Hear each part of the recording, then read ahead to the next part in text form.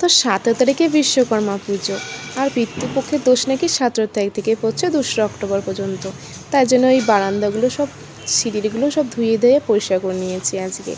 আর এই দেখো আমি চুলে শ্যাম্পু করে কিন্তু না চুল শুকাতে বসেছি। একটু অনেক সুন্দর রোদ বেরিয়েছে, মানে আজ 3 মাস পর রোদ ভালো বেরিয়েছে, 3 দিন হলো। তাই এই রোদটা উপভোগ করছি, ছেড়ে দিলাম না। তারপরে কিন্তু এদিকে আমার ছেলে পুজো করবে, তাই বাসন টাসন ধুয়ে দিয়ে চকচক করে নিয়েছে। আর এদিকে তো প্রদীপ ধরিয়ে ঠাকুর তুলতে হয়, এবার কি করবে, তাই পর্দা ঠাকুরেরগুলো সরিয়ে বলছে প্রদীপ ধরাবো। আমি যে খবরদার না, এমনিই পুজো করো, ঠাকুরের পর্দা তুলে নাও, ঠাকুরের সুবর্ণের যে, তারপরে তুমি সেখানে করো। তারপরে তো ও সেরকম শুনবে না। তারপরে আমি বকা দেওয়ার পরে ও বললো ঠিক আছে। আর এইদিকে খাওয়া দাওয়া হয়ে গেছে, সবাইকে খেতে দেওয়া হয়ে গেছে, ভগবানদের প্রসাদ দেওয়া হয়ে গেছে। এবার এই প্রসাদগুলো সবাইকে দেবে, বাতাসা দেওয়া হয়েছে। আর এই দেখো আমার সেই ছোট্ট সোনা গোপাল, এটা আমি শাশুড়ির কাছ থেকে নিয়ে এসেছিলাম।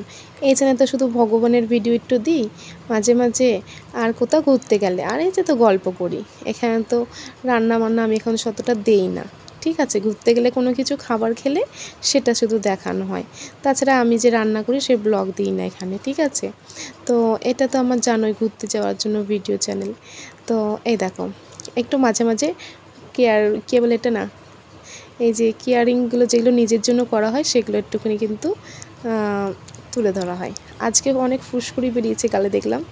তো টমেটো এখানে বাইরে বসেছে লাগার পর তখন দেখলাম, তাই বললাম টমেটোগুলো একটু কেটে একটু গালের মধ্যে দিলেও কিন্তু ফুসকুড়িগুলো কেটে ঠিক হয়ে যায়। আর দুই দিকে চুল দেখতে খোপা করে রাখা আছে, এই চুলের মধ্যে কিন্তু আমি হেয়ার কালার দিচ্ছি, যেটা গার্নিয়ারের পাওয়া যায়। একটু লাল লাল ভাব লাগে, খুব সুন্দর লাগে সানলাইটে যে আলোটা পড়ে, তাই না। তো এই দেখো দূর থেকেও বুঝতে পারছো মুখের মধ্যে কীরকম র্যাশ বেরিয়েছে। এই ক্রিম মাখার জন্য এগুলো হয়, তাই না। আর একটু বর্ষাকাল গেছে, এতদিন জামা কাপড় রোদে অত পড়েনি, সমস্ত স্যাঁতস্যাঁতে, তাই না। এই বর্ষার সময়টা বেরিয়ে যাওয়ার পরে কিন্তু এরকম একটু হয়, তাই একটু রূপচর্চা কিন্তু করে নিতে হয় মোটামুটিভাবে। টিপটা তুলে নিলাম, কেন কি টিপটা থাকার জন্য কপাল ওখানটায় ভালো করে ঢলতে পারছিলাম না। তো এইরকম অনেক সুন্দর সুন্দর ভিডিও পাওয়ার জন্য কিন্তু তোমাকে আমাদের চ্যানেলটা সাবস্ক্রাইব করে রাখতে হবে চ্যানেলটাতে, এবং নিত্য নতুন ভিডিও পাওয়ার জন্য আইকনটা পাঠিয়ে দেবে। আর ঘুরতে তো এখন যেতে পারছি না, আমি বলেওছিলাম যে বর্ষার সময় ঘুরতে যেতে একটু ভয় লাগে, কোন রাস্তায় ধস নামে, কোন অ্যাক্সিডেন্ট হয়, বৃষ্টিতে ধোঁয়াশা কুয়াশা, মানে একটু থাকে না, মানে রোদ ওঠে না, ধোঁয়া থাকে এরকম কুয়াশার মতন, সেজন্য অ্যাক্সিডেন্টটা হয়, সেজন্য আমরা ঘুরতে যেতাম না। এবার একটু যাওয়ার চেষ্টা করছি, কিন্তু এখন হাতে পয়সা নেই। তো যাই হোক, সেসব কথা বাদ দাও, যখন যাব তখন তো ঘুরতে যাওয়ার ব্লগ দেব।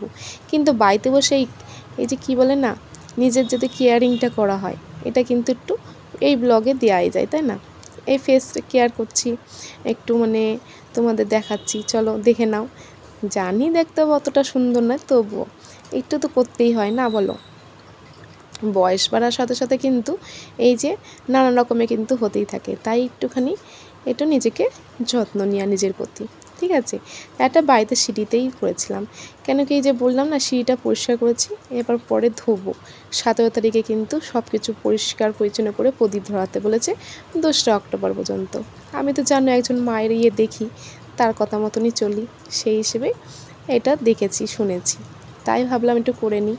আর হ্যাঁ, ভিডিওটা যদি ভালো লেগে থাকে অবশ্যই কিন্তু লাইক করে দিও, সাবস্ক্রাইব করে পাশে থেকো। চলো টাটা আজকের মতো।